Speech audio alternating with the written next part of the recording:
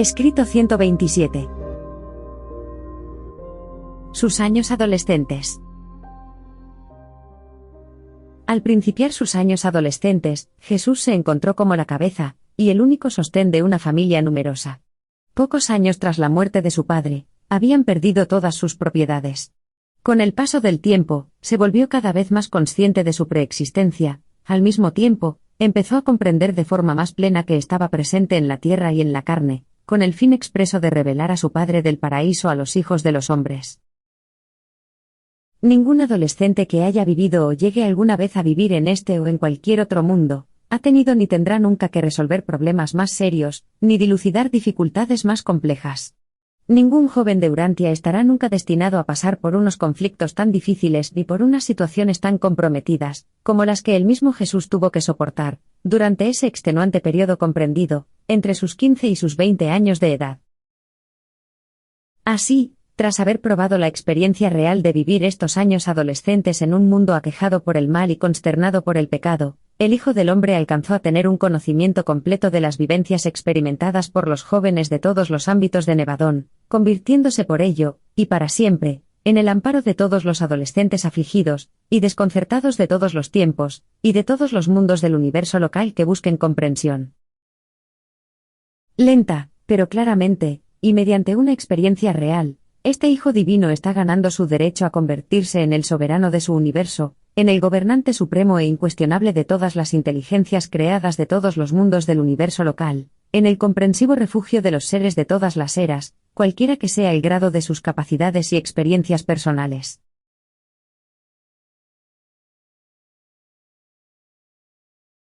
¡1! Su 16º año, año 10 después de Cristo. El Hijo encarnado pasó por la infancia y experimentó una niñez sin incidentes. Luego emergió de la difícil y comprometida etapa de transición entre la infancia y la edad adulta temprana, y se convirtió en el Jesús adolescente. Este año alcanzó su pleno desarrollo físico. Era un joven viril y apuesto. Se volvió cada vez más formal y serio, pero era afable y comprensivo. Tenía una mirada amable pero penetrante, su sonrisa era siempre cautivadora y reconfortante. Su voz era armónica pero con autoridad, su saludo, cordial pero sin afectación. Siempre, incluso en sus relaciones más habituales con otras personas, parecía evidenciarse el indicio de una doble naturaleza, la humana y la divina. Siempre mostraba esta combinación del amigo comprensivo y del maestro con autoridad. Y estos rasgos de su persona comenzaron pronto a manifestarse, incluso en estos años adolescentes. Este joven, físicamente fuerte y robusto, había logrado igualmente el pleno desarrollo de su intelecto humano, no la experiencia plena del pensamiento humano, sino la plena capacidad para tal evolución intelectual. Poseía un cuerpo sano y bien proporcionado, una mente hábil y analítica, un talante amable y compasivo, un temperamento un tanto fluctuante pero resuelto, rasgos todos que estaban conformándole como persona fuerte, impresionante y atractiva. Con el paso del tiempo, más difícil les resultaba a su madre y a sus hermanos y hermanas entenderle, estaban inciertos en cuanto a sus afirmaciones e interpretaban mal sus actos. Ninguno estaba en condiciones de comprender la vida de su hermano mayor, porque su madre les había dado a entender que estaba destinado a ser el libertador del pueblo judío. Una vez que María les había hecho estas insinuaciones como secretos de familia, imaginad su confusión cuando Jesús desmentía con claridad todas estas ideas e intenciones. Este año, Simón empezó a ir a la escuela, y se vieron obligados a vender otra casa. Santiago se encargó ahora de la enseñanza de sus 3 hermanas, 2 de las cuales eran lo bastante mayores como para comenzar estudios más serios. En cuanto Ruth creció, Miriam y Marta se hicieron cargo de ella. Por lo común, las hijas de las familias judías recibían poca educación, pero Jesús sostenía, y su madre estaba de acuerdo, que las niñas tenían que ir a la escuela tal como lo hacían los niños, y puesto que en la escuela de la sinagoga no las admitían, lo único factible era crear una en el hogar, expresamente para ellas. A lo largo de todo este año, Jesús estuvo muy sujeto a su banco de carpintero. Tenía, por fortuna, mucho trabajo, realizaba su oficio con tal excelencia que, aunque la faena escasease en aquella región, nunca permanecía inactivo. A veces, tenía tanto que hacer que Santiago le ayudaba. Hacia finales de este año, había casi tomado la decisión de tras haberse ocupado de sus hermanos y verlos casados, comenzar con su obra pública, siendo maestro de la verdad y revelando al mundo al Padre Celestial. Sabía que no iba a convertirse en el Mesías judío esperado, y llegó a la conclusión de que era prácticamente inútil tratar estos asuntos con su madre. Optó por dejar que albergara las ideas que eligiera tener, puesto que todo lo que él le había dicho en el pasado había tenido poco o ningún efecto en ella. Recordaba que su padre nunca había podido decir nada que la hiciera cambiar de parecer. A partir de este año, habló cada vez menos con su madre, o con cualquier otra persona, sobre estas cuestiones. Su misión era tan singular que nadie en la tierra podía aconsejarle respecto a su consecución. A pesar de su juventud, Jesús era un auténtico padre para su familia, pasaba todo el tiempo posible con los pequeños, y ellos verdaderamente lo amaban. Su madre se afligía al verlo trabajar tan arduamente, le entristecía que estuviera día tras día afanado en la carpintería y ganando el sustento para la familia, en lugar de estar en Jerusalén estudiando con los rabinos, tal como con tanta ilusión habían planeado. Aunque había muchas cosas de su hijo que no alcanzaba a comprender, María lo amaba de verdad, y lo que más valoraba de él era su buena disposición para asumir la responsabilidad del hogar.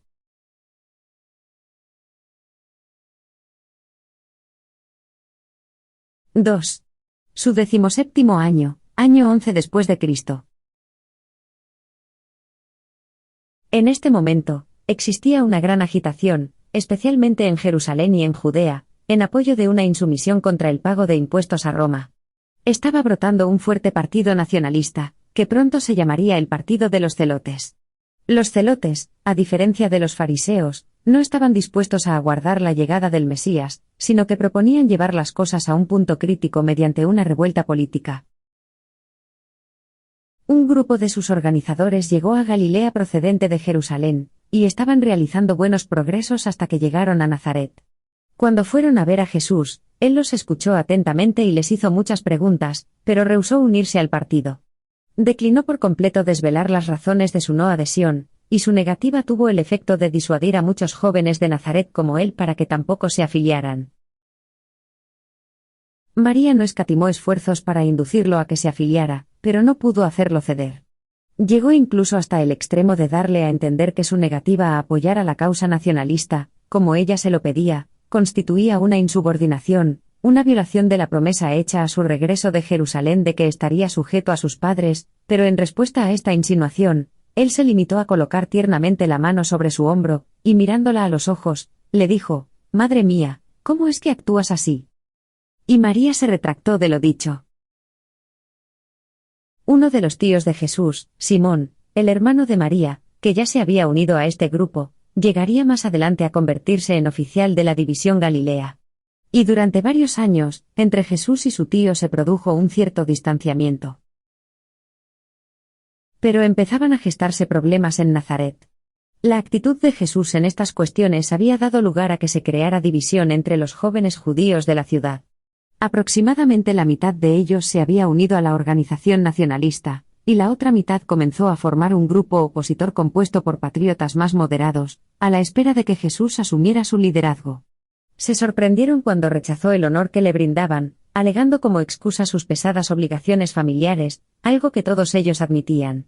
Pero la situación se complicó todavía más cuando, poco después, Isaac, un judío rico, prestamista de los gentiles, se ofreció aceptando mantener a la familia de Jesús, si abandonaba sus útiles de trabajo, y asumía el liderazgo de estos patriotas de Nazaret.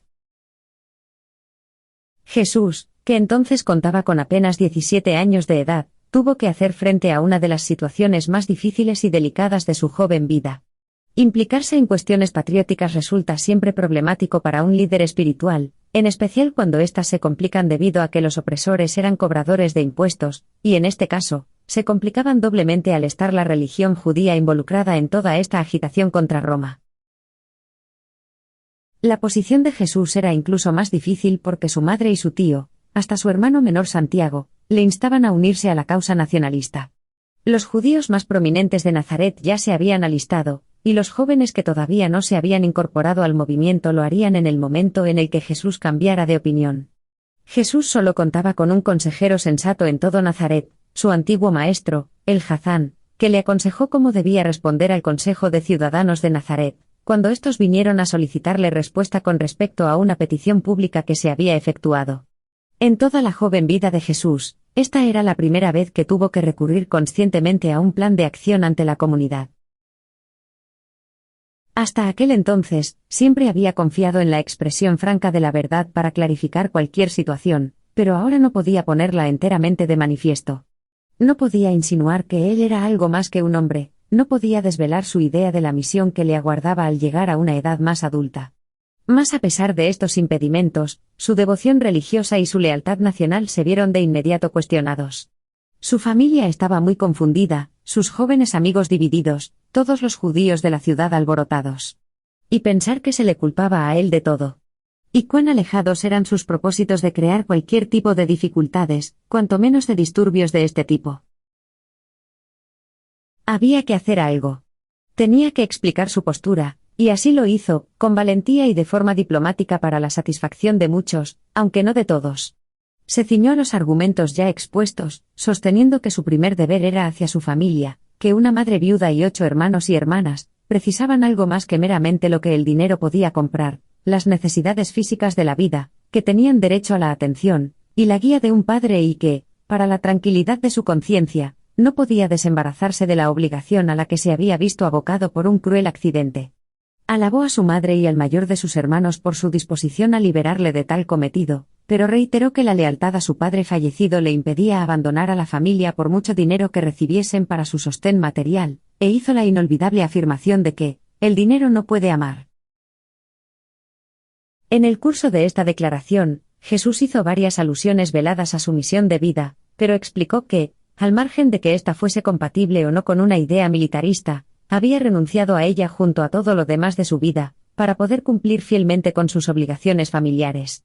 En Nazaret, todos sabían bien que Jesús era un buen padre de familia, y esto era algo que tocaba tan de cerca la fibra sensible de cualquier noble judío, que sus explicaciones encontraron una respuesta respetuosa en el corazón de muchos de los que lo oían. Aquellos otros menos dispuestos se dejaron persuadir por las palabras pronunciadas por Santiago en ese momento, sin estar previstas que se dijeran. El Hazán se las había hecho ensayar a Santiago ese mismo día, pero era un secreto entre los dos. Santiago comentó que estaba seguro de que Jesús ayudaría a la liberación de su pueblo si él, Santiago, tuviese la suficiente edad como para asumir la responsabilidad de la familia, y que, si consentían en permitir que Jesús permaneciese con nosotros, como nuestro Padre y Maestro, la familia de José os dará, no ya tan solo un líder, sino, en poco tiempo, 5 nacionalistas leales, porque, ¿es que no hay 5 varones entre nosotros que hemos de crecer, y que saldremos de la guía de nuestro hermano padre para servir a nuestra nación? Y así pudo el muchacho llevar a muy buen término una situación tan tensa y alarmante. Por el momento, la crisis había terminado, pero jamás se olvidaría en Nazaret aquel incidente.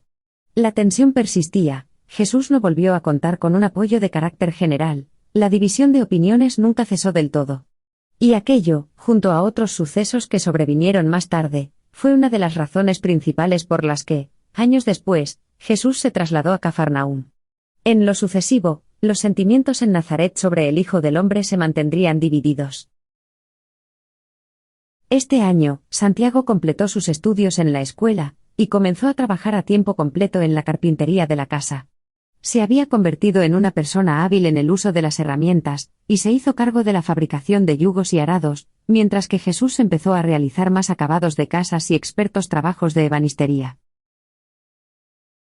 Durante este año, Jesús hizo grandes progresos respecto a la organización de su mente. Paulatinamente, había conciliado su naturaleza divina con la humana, y logró esta conformación de su intelecto bajo el impulso de sus propias decisiones, y con la única ayuda de su mentor interior, un mentor semejante al que reside en las mentes de todos los mortales normales de todos los mundos, tras la llegada de un hijo de gracia. Hasta ese momento, nada sobrenatural había ocurrido durante la andadura de este joven, excepto la visita de un mensajero enviado por su hermano mayor Emanuel, que cierta vez se le apareció en Jerusalén durante la noche.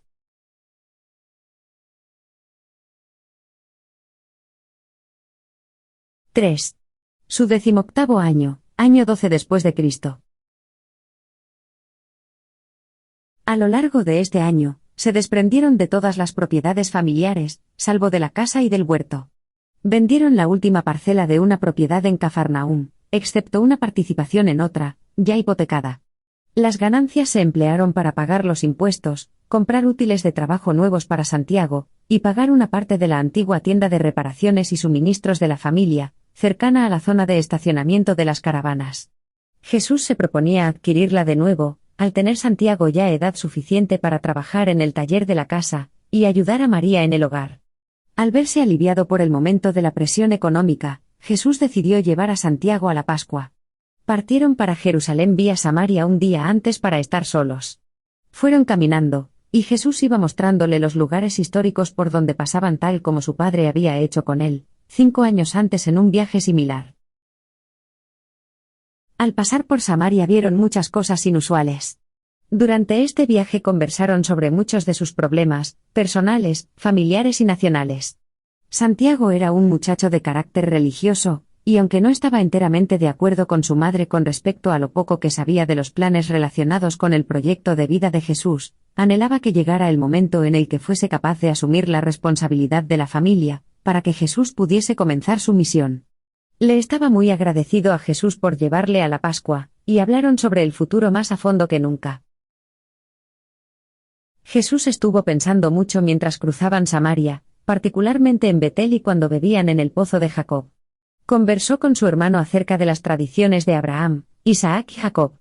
Se esforzó bastante por preparar a Santiago para lo que se disponía a presenciar en Jerusalén, buscando así aminorar la conmoción que él mismo había experimentado en su primera visita al templo. Pero Santiago no se mostró tan sensible a estas escenas. Hizo comentarios sobre la manera superficial y fría, con la que algunos de los sacerdotes desempeñaban sus obligaciones, pero en términos generales disfrutó bastante de su estancia en Jerusalén. Jesús llevó a Santiago a Betania para la cena pascual. Los restos mortales de Simón descansaban junto a los de sus padres, y Jesús presidió la fiesta de la Pascua en este hogar como cabeza de familia, habiendo traído del templo el cordero pascual.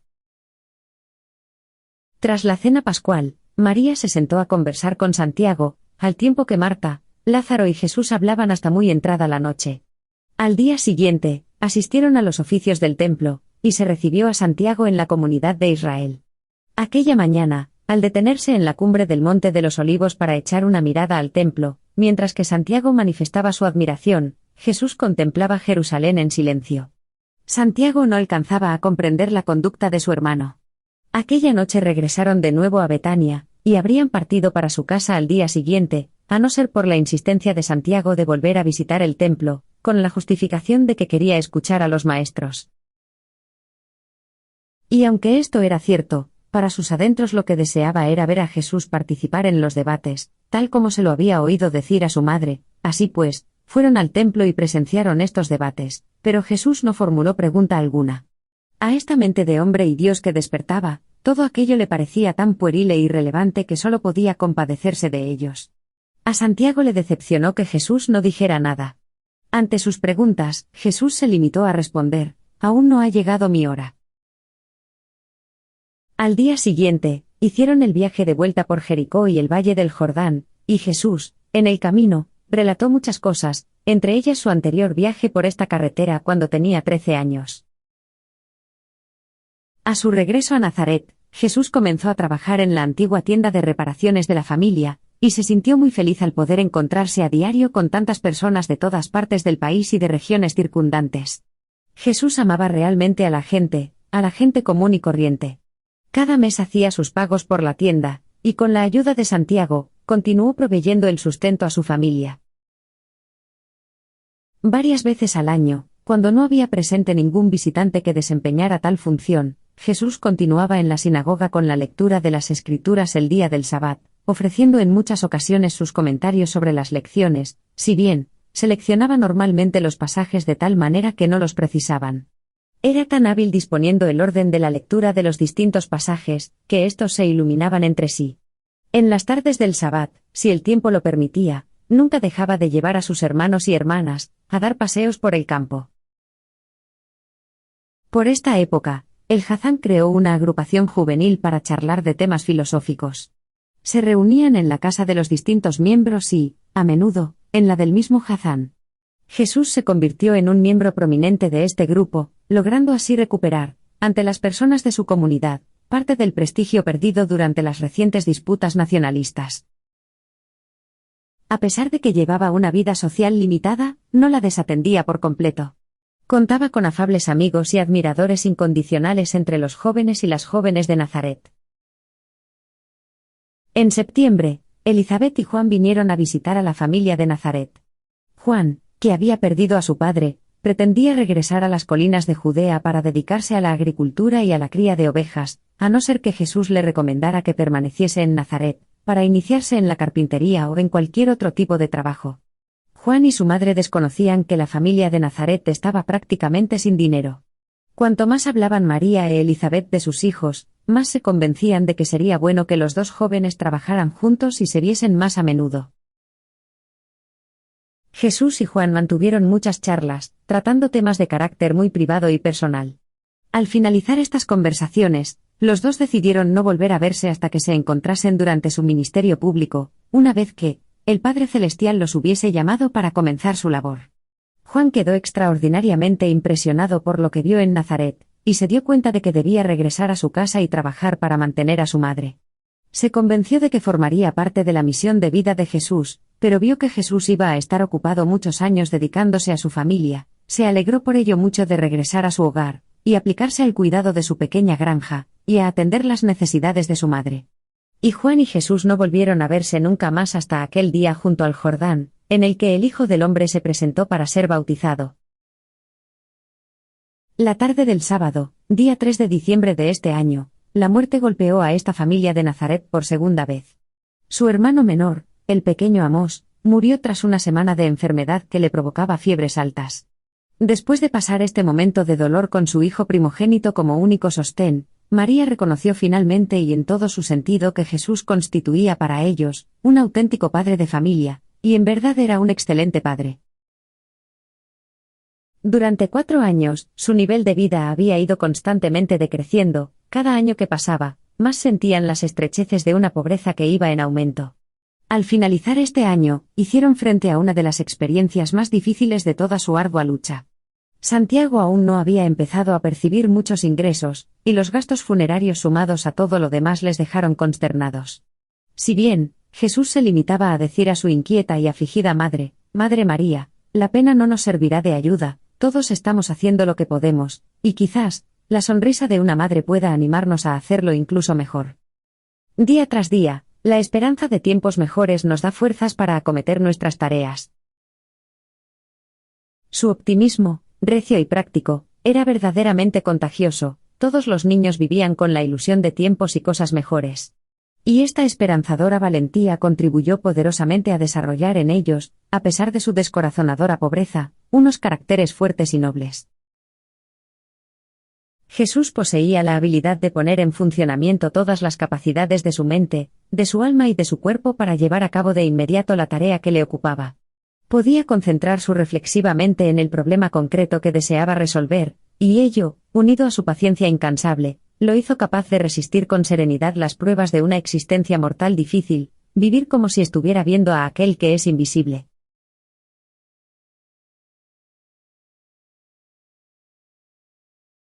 ⁻. Su 19º año, año 13 después de Cristo. Para entonces, Jesús y María congeniaban mucho más. Ella lo consideraba menos como un hijo, se había convertido para ella más como un padre para sus hijos. La vida diaria abundaba en dificultades reales e inmediatas. Hablaban con menos frecuencia de su misión de vida, porque, conforme transcurría el tiempo, todos sus pensamientos estaban mutuamente dedicados al sostén y a la educación de su familia de 4 niños y 3 niñas. Hacia comienzos de este año, Jesús había logrado que su madre aceptara enteramente sus métodos de educar a los niños, el mandato positivo a hacer el bien en lugar del antiguo método judío de prohibir hacer el mal.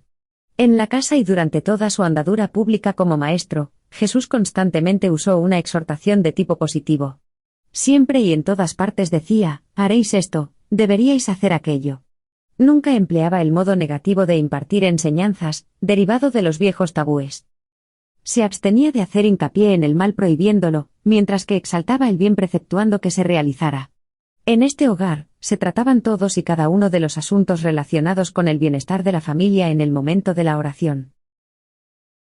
Jesús empezó a disciplinar de forma razonable a sus hermanos y hermanas a una edad tan temprana que poco o ningún castigo se necesitó para lograr su obediencia puntual y sincera. La única excepción era Judá, a quien, en diversas ocasiones, Jesús estimó necesario imponer un correctivo por sus infracciones a las reglas del hogar. En 3 ocasiones en las que se consideró aconsejable castigar a Judá por su violación deliberada y confesa de las normas de conducta de la familia, su sanción la decidieron por unanimidad los niños mayores, y el mismo Judá la aprobó antes de serle impuesta. Aunque Jesús era sumamente metódico y sistemático en todo lo que hacía, todas sus disposiciones se prestaban a una interpretación flexible y estimulante, y a una adaptación individual que impresionaban enormemente a todos los niños por el espíritu de justicia, con el que actuaba su hermano padre. Nunca impuso a sus hermanos y hermanas un castigo de forma arbitraria. Esta equidad constante y esta consideración a la persona le granjearon el gran cariño de toda su familia.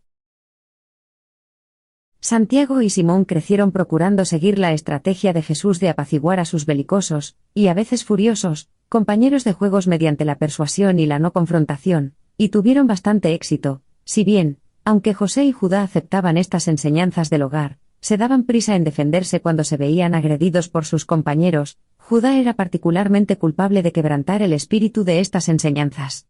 Pero la no confrontación no era una regla de la familia. Violar las enseñanzas de tipo personal no conllevaba ninguna sanción. En general, todos los niños, y en especial las niñas, consultaban a Jesús acerca de los problemas de su niñez, y confiaban en él como lo harían en un padre cariñoso. Santiago se iba convirtiendo en un joven bien centrado y de carácter apacible, pero sin tanta inclinación hacia lo espiritual como Jesús. Era mucho mejor estudiante que José, que, aunque era un trabajador responsable, tenía incluso menos mentalidad espiritual. José era diligente, pero no llegaba al nivel intelectual de los otros niños. Simón era un muchacho bien intencionado, pero demasiado soñador. Fue lento en encontrar su lugar en la vida, y causó una gran preocupación a Jesús y María, pero siempre fue un joven bueno y lleno de buenas intenciones. Judá era un agitador. Tenía los más altos ideales, pero un temperamento inestable. Poseía la determinación y el empuje de su madre, e incluso más, pero carecía bastante de su sentido de la medida y de la prudencia. Miriam era una hija bien equilibrada y sensata, con una profunda apreciación de las cosas nobles y espirituales. Era pausada y de pensamiento lento, pero era una niña muy eficiente y digna de confianza. La pequeña Ruth era la alegría de la casa, aunque irreflexiva en lo que decía, era muy sincera de corazón. Casi llegaba a adorar a su hermano mayor y padre, pero ellos no la consentían. Era una niña hermosa, pero no tan guapa como Miriam, que era la belleza de la familia, e incluso de la ciudad.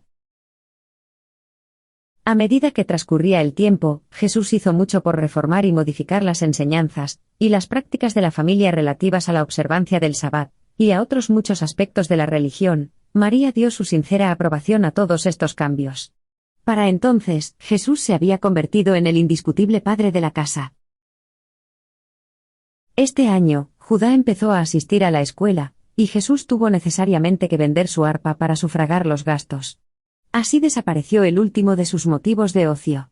Le encantaba tocar el arpa cuando estaba mentalmente cansado y físicamente agotado, pero se consoló con la idea de que al menos el recaudador de impuesto no se la arrebataría.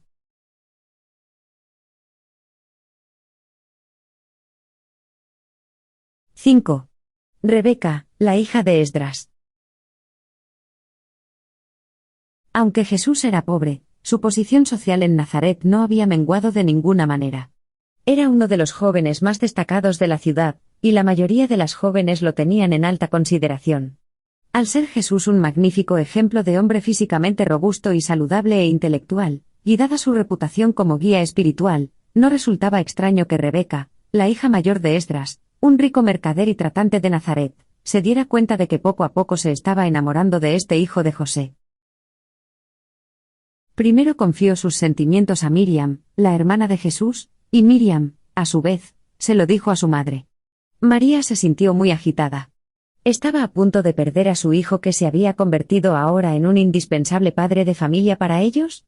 Nunca cesarían los problemas. ¿Qué vendría después? Y, entonces, se detuvo a reflexionar en el efecto que tendría el matrimonio sobre la andadura futura de Jesús. No muy a menudo, pero al menos en ocasiones, recordaba el hecho de que Jesús era un hijo de la promesa. Tras comentar este asunto entre ellas, María y Miriam decidieron intentar ponerle fin antes de que Jesús lo supiera y fueron directamente a Rebeca, le expusieron toda la historia y le relataron claramente que creían que era un hijo de destino, y que se convertiría en un gran líder religioso, quizás en el Mesías. Rebeca escuchó aquello atentamente, estaba encantada con aquella historia y más determinada a unir su destino con el del hombre a quien había elegido, y compartir su trayectoria como líder. Argumentaba, consigo misma, que un hombre así tendría incluso más necesidad de una esposa leal y eficiente.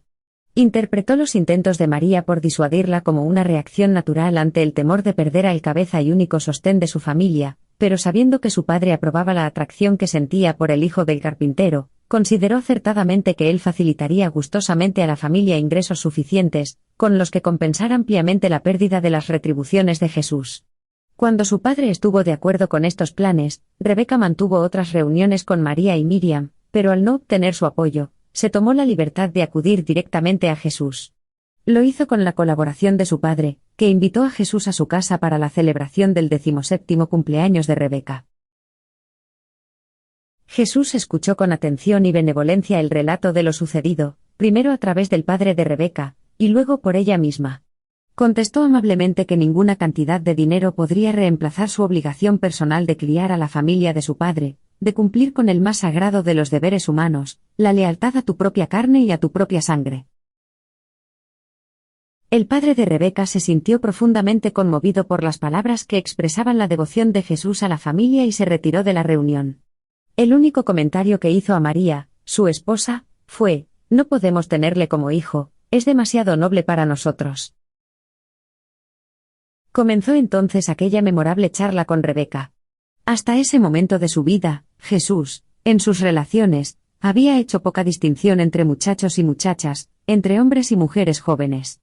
Su mente había estado demasiado ocupada con los problemas acuciantes de índole práctico de este mundo, y con la fascinante reflexión de su futura andadura dedicada a los asuntos de su padre, como para haber nunca considerado seriamente consumar el amor personal en el matrimonio humano. Pero ahora estaba cara a cara con otro de esos problemas que cualquier ser humano ordinario debía afrontar y dar solución. En verdad fue tentado en todo según vuestra semejanza. Tras escucharla con atención, Jesús agradeció sinceramente a Rebeca la admiración que le manifestaba, añadiendo: «Esto me dará aliento y consuelo todos los días de mi vida». Le explicó que no era libre de entablar otro tipo de relaciones con una mujer que no fuesen de simple aprecio fraternal y de pura amistad. Dejó claro que su deber primero y fundamental era criar a la familia de su padre, que no podía contemplar la idea del matrimonio hasta dar cumplimiento a este deber, y entonces agregó: «Si soy un hijo de destino, no debo contraer obligaciones de por vida, hasta ese momento en el que mi destino se haga manifiesto». Rebeca se sintió descorazonada. No quiso ser consolada, e insistió a su padre a que se marcharan de Nazaret, hasta que finalmente éste accedió y se trasladaron a Séforis. En los años que siguieron, Rebeca solo tenía una respuesta no favorable a los numerosos hombres que le pedían matrimonio, vivía con un solo propósito: aguardar la hora en la que aquel, que era para ella el hombre más grande que jamás había vivido antes, empezara su andadura como maestro de la verdad viva. Y lo siguió con dedicación durante los trascendentales años de su ministerio público, estando presente, aunque inadvertida para Jesús, el día de su entrada triunfal en Jerusalén cabalgando, y se hallaba entre las otras mujeres, que estaban al lado de María aquella fatídica y trágica tarde, en la que el Hijo del Hombre yació colgado de la cruz. Porque para ella, como para incontables mundos de lo alto, él era alguien realmente codiciable y el más grande entre 10.000.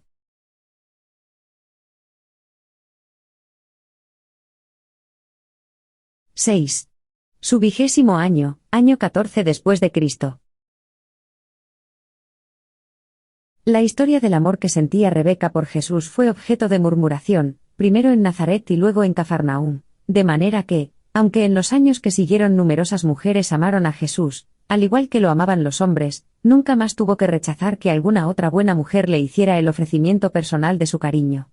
A partir de este momento, el afecto humano hacia Jesús era más propenso a la veneración y a la fascinación. Tanto hombres como mujeres lo amaban fervientemente por lo que él era, sin el menor matiz de autocomplacencia o deseo de posesión afectiva.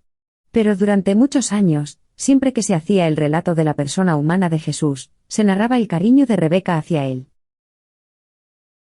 Miriam, conociendo bien la historia de Rebeca, y sabiendo cómo su hermano había renunciado incluso al amor de una hermosa doncella, sin percatarse de las circunstancias de su andadura y destino futuros, llegó a idealizar a Jesús y a amarlo con un entrañable y profundo afecto como padre y como hermano. Aunque apenas podían permitírselo, Jesús tenía un curioso anhelo de ir a Jerusalén para la Pascua.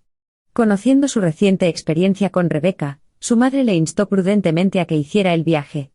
No era muy consciente de ello, pero lo que más deseaba era tener la oportunidad de hablar con Lázaro y conversar con Marta y María. Después de su propia familia, eran estas tres personas a las que más amaba.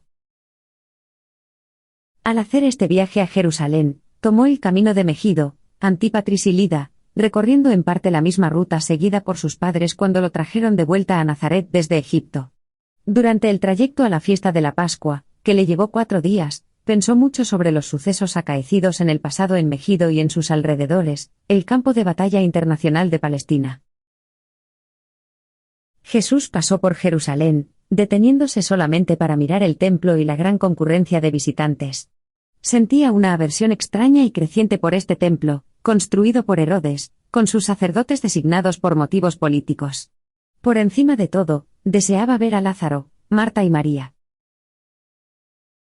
Lázaro tenía la misma edad que él y era ahora el padre de familia. En el momento de esta visita, la madre de Lázaro también había fallecido.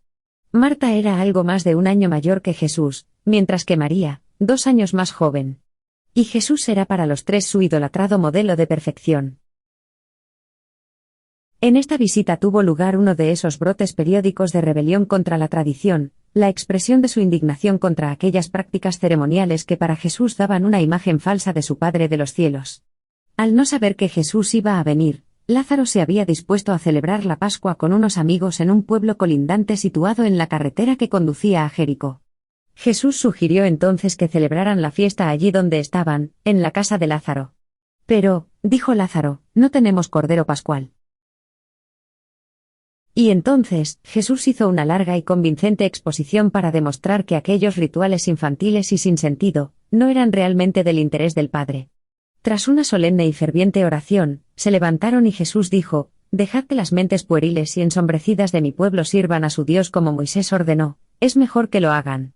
Pero nosotros, que hemos visto la luz de la vida, no nos acerquemos a nuestro Padre a través de la oscuridad de la muerte.